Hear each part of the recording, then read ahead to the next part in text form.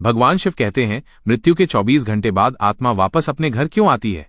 एक दिन देवी पार्वती ने भगवान शिव से पूछा, नाथ, मैं कई बार देखती हूँ कि जब कोई प्राणी मृत्यु को प्राप्त करता है तो उसकी आत्मा मृत्यु के 24 घंटे बाद अपने घर लौटती है। यह परंपरा केवल भारत ही नहीं बल्कि अनेक प्राचीन संस्कृतियों में भी वर्णित है। क्या इसका कोई गूढ़ रहस्य है? भगवान शिव ने नेत्र खोले। उनका मुखमंडल शांत था परंतु दृष्टि गंभीर। उमा, उन्होंने धीमे स्वर में कहा, यह प्रश्न सरल नहीं अपितु आत्मा, मोह और जीवन के सूत्र से जुड़ा एक महान रहस्य है। आज मैं तुम्हें वो कथा सुनाता हूँ जो ब्रह्मांड की उत्पत्ति जितनी ही प्राचीन है। बहुत समय पहले सतयुग के आरंभ में एक ब्राह्मण कुल में जन्मा बालक विवेक अत्यंत धर्मात्मा और ज्ञानी था। उसने वेद शास्त्रों का गहन अध्ययन किया था और जीवन के हर कार्य को भगवान के चरणों में समर्पित करता था। विवेक का जीवन तपस्या, सेवा और सत्य में लीन था, परंतु उसका एक पुत्र था, श्रीधर। श्रीधर भोगों में आसक्त था और पिता की शिक्षाओं को बोझ समझता था। वृद्ध होते विवेक को ये चिंता होने लगी कि मृत्यु के बाद क्या उसका पुत्र उनका पिंडदान करेगा, श्राद्ध करेगा।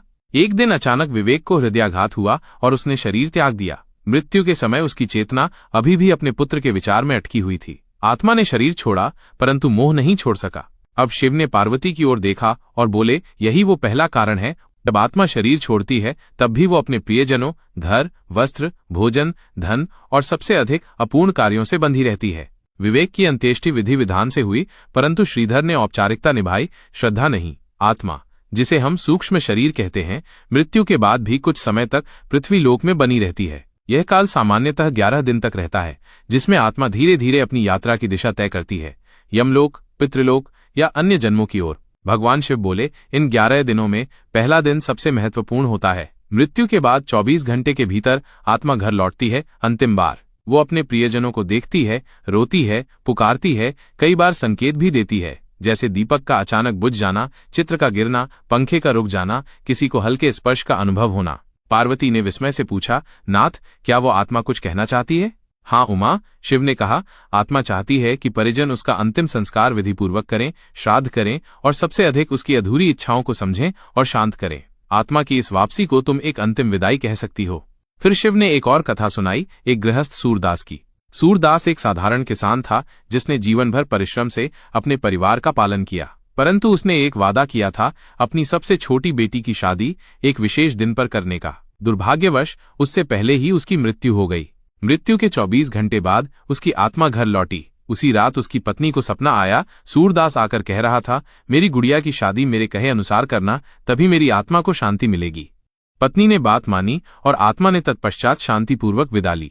शिव बोले, जब आत्मा अपने घर लौटती है तो केवल मोह नहीं होता, कई बार वह अपनी कर्म भूमि को अंतिम बार देखने आती है। उसने जिनसे प्रेम किया, जिनसे घृणा की, जहां उसने दान दिया, जहां उसने पाप किया, सब कुछ वो 24 घंटे के भीतर देखती है। ये दृश्य आत्मा के भीतर अंकित हो जाते हैं, जिससे उसके अगले जन्म की योजना बनती है। माता पार्वती का प्रश्न, और यदि कोई आत्मा नहीं लौटे? यदि कोई आत्मा घर न लौटे, शिव गंभीर स्वर में बोले, तो 2 कारण हो सकते हैं। या तो उसका मोह अत्यधिक है कि वह घर से कभी गई ही नहीं, इसे हम भूत आवेश कहते हैं, या फिर वह इतनी पवित्र और मुक्त है कि सीधे ब्रह्मलोक या पितृलोक चली जाती है, उसे ये अंतिम विदाई की आवश्यकता नहीं रहती। शिव बोले, उमा, आत्मा जब घर आती है तो कई बार परिजन अनजाने में उसका अनुभव करते हैं, जैसे किसी परिचित खुशबू का आना, घंटी का बिना हवा के बजना, पक्षियों का असामान्य व्यवहार या रात को नींद में किसी की उपस्थिति का अनुभव होना। यह आत्मा का अंतिम संवाद होता है। मृत्यु के बाद की क्रियाएं जैसे गंगा जल देना, तुलसी डालना, दीप जलाना, पिंडदान आत्मा की यात्रा को मार्गदर्शन देती हैं। जब परिवारजन प्रेम और श्रद्धा से उसे विदा करते हैं तो आत्मा को शांति मिलती है। शिव ने कहा, इसलिए मृत्यु पर शोक तो स्वाभाविक है, परंतु उसके साथ आत्मा के लिए प्रार्थना, स्नेह और विदाई आवश्यक है। यदि आत्मा देखती है कि उसके प्रियजन उसे याद कर रहे हैं परंतु जीवन जीना नहीं छोड़ रहे, तो वह भी मुक्त हो जाती है। शिव ने पार्वती को दिव्य दृष्टि दी। उस दृष्टि से पार्वती ने देखा कि मृत्यु के बाद आत्मा एक सूक्ष्म शरीर में घर लौटती है। वो अपने प्रियजनों को देखती है, बच्चों को, पत्नी को, माता पिता को। वह रुकती है, रोती है, कई बार मुस्कुराती भी है, यदि वो संतुष्ट हो। फिर जैसे ही 24 घंटे पूरे होते हैं, यमदूत आते हैं जो उसे लेकर जाते हैं उसके अगले पथ पर। यदि आत्मा मुक्त है तो यमदूत भी नहीं आते, देवदूत आते हैं। शिव बोले, उमा, मृत्यु केवल एक अंत नहीं, एक परिवर्तन है। आत्मा अमर है, परंतु उसकी यात्रा तब तक चलती रहती है जब तक वह पूर्णतः ब्रह्म से नहीं मिलती। 24 घंटे की वापसी एक भावात्मक, मानसिक और आत्मिक प्रक्रिया है जिसमें आत्मा, मोह और कर्म तीनों एक अंतिम बार मिलते हैं। देवी पार्वती की आंखें नम थीं। उन्होंने कहा, नाथ, आपने मृत्यु के बाद के जीवन का जो रहस्य बताया वो न केवल ज्ञानवर्धक है बल्कि हृदय को भी छू लेने वाला है। मैं अब समझ पाई हूं कि क्यों हम भारतीय परंपराओं में मृत्यु के बाद की हर क्रिया को इतनी श्रद्धा से निभाते हैं। भगवान शिव मुस्कुराए, उमा, मृत्यु जीवन का ही दूसरा नाम है और आत्मा की यह अंतिम वापसी एक संदेश है कि प्रेम, कर्तव्य और विदाई, इन तीनों को कभी हल्के में न लें। यह कथा केवल एक धार्मिक मान्यता नहीं बल्कि आत्मा और मनुष्य के गहरे संबंध का प्रतीक है। मृत्यु के बाद की 24 घंटे की आत्मा की वापसी हमें ये सिखाती है कि जीवन के हर रिश्ते को समय रहते पूर्ण करें, ताकि जब आत्मा विदा हो तो वो शांति से जाए और जब वो लौटे तो प्रेम से विदा हो। हर हर महादेव।